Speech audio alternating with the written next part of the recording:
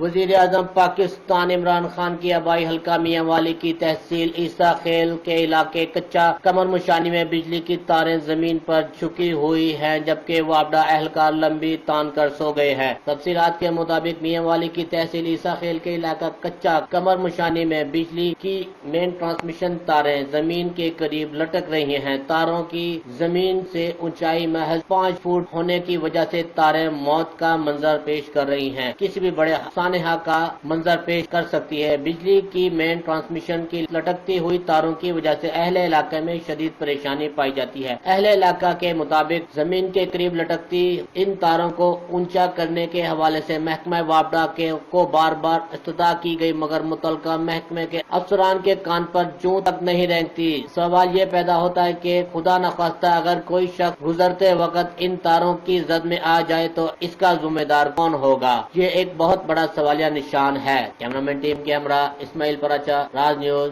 میاں والی، عیسیٰ خیل۔